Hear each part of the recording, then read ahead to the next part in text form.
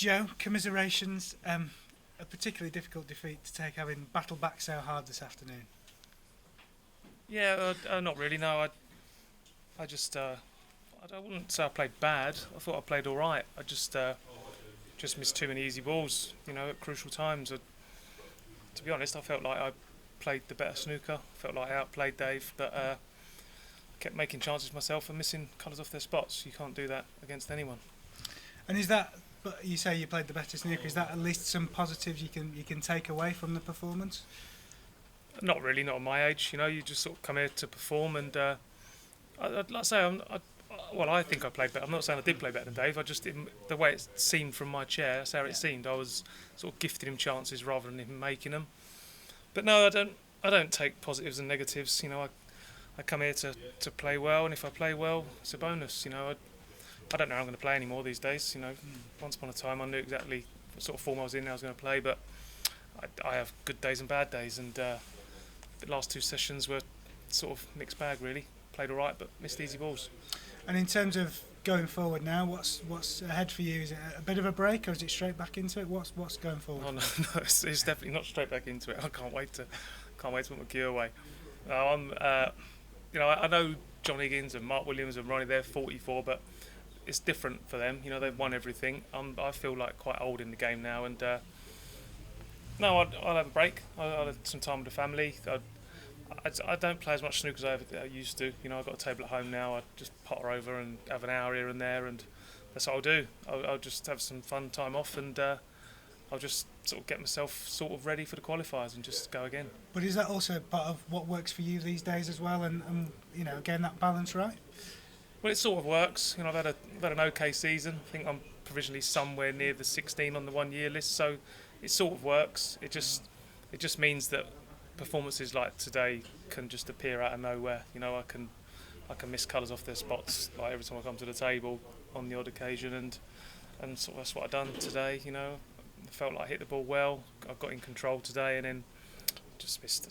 I can't remember what I missed, but I missed something easy. And then at 8-7, I missed the red in the middle. You shouldn't miss with your eyes closed, and that was to go 8-all, and I was on top at that stage. But no, that's what it is. I've had lots of good days, and I'll have a few more, and I'm sure I'll have some bad ones. But I was going to say, does it take you long to get over a defeat or to reflect on it? No, not at all. By the time I get home, I'll as long as there's no traffic, because that'll wind me up. But by the time I get home, I'll be absolutely fine. Lovely. Cheers, Joe. Did you feel you had the momentum? Sorry, Joe. 8-7 till that on that break of 30-31. Yeah, I missed an easy red. I had momentum at 4-0 down last night. To be honest, snooker. Someone's going to get a bit of luck, someone's not. I think I had an awful run of the ball from start to finish in the match. But I had a chance to go 4-3 yesterday, and I felt that I was on top then, even though I would have been still behind. Dave, he's a fantastic player. He's so smooth in the balls. He hits the ball lovely, but he's vulnerable. And I had him a couple of times, and I let him off. So it's my own fault. Was it a bit of a nervy finish from Dave? You felt you could still win? Well, yeah, he had a couple of chances to win the match and didn't. And then, to be honest, I'd like to see that pink again. I thought I'd potted that, and then it sort of dived into the near jaw. That's what it felt like from my position. It might not. I might have missed it, but yeah, if I could have won that one, the heat would have been on him then, because he had 2 or 3 golden opportunities to win, and I just wasn't clinical enough. When I got him, I let him off 2 or 3 times in the match, and he's a classy player. You can't afford to keep letting people off. Last year you beat the number 1 Marcel in the first round. Today James Gill did the same to Ronnie. It's smashing. Well, it just goes to show that they are the top players. They're the top players for a reason, but the golf isn't as big as it was 20 years ago. No way when Hendry was in his prime would an amateur come here and beat Hendry. The golf is just not there anymore. There's so many classy players around that the public haven't even seen yet. The game's just tough, and with the way the tournaments are set up, where players are playing on TV, ranked 100 in the world, they're getting used to this sort of exposure before they actually deserve it. So they're not rabbits in the headlights anymore like we all were once upon a time.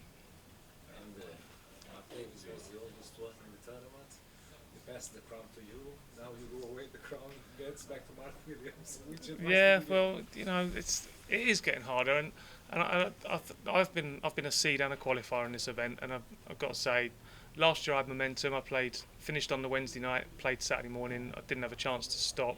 This year the schedule didn't really work for me. You know, I'd been playing snooker solid for 3 weeks. I managed to qualify and have 4 days off, and I think I practiced for about an hour. You know, I spent some time with the family, and that's not an excuse, but you know, at my age, snooker isn't everything anymore. You know, I've got to balance my time, and I hadn't seen my kids for 2 weeks, so you know, I had Easter weekend with them instead of being on the practice table like I would have done once upon a time. So yeah, I think for us older guys, the setup's a bit different. You know, it's not all about snooker. You mentioned sort of feeling old in snooker terms, Joe. You're not thinking of packing it in? No, I'll never pack in. I say never. I'll pack in when I'm not good enough to play anymore. If I drop out the top 64, I guarantee you I will not go to Q school because I'm obviously not good enough to be on the tour.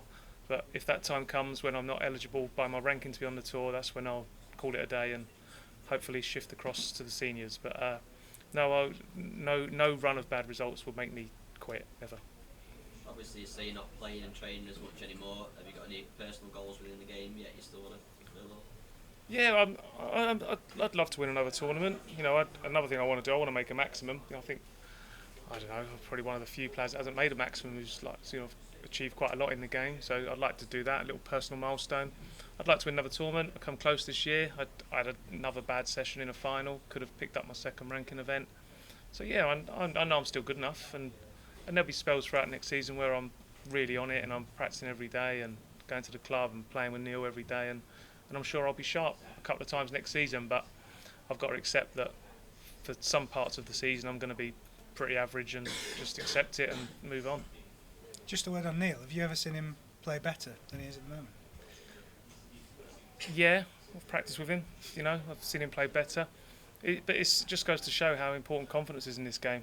You know, I watched a bit of the match the other day. It was pretty one-sided. You know, it was sort of given to him a little bit, and he made mistakes, but he's so confident. The mistakes are not hurting him. He's not being punished. But no, he's got a tough run to the Crucible final. You know, I know Ronnie's out, but God, there's so many great players left in. You know, he's got a lot of pressure on his shoulders now because I think he's just gone favourite. But Neil's the sort of character can deal with that, and yeah, for me, he's the man to beat.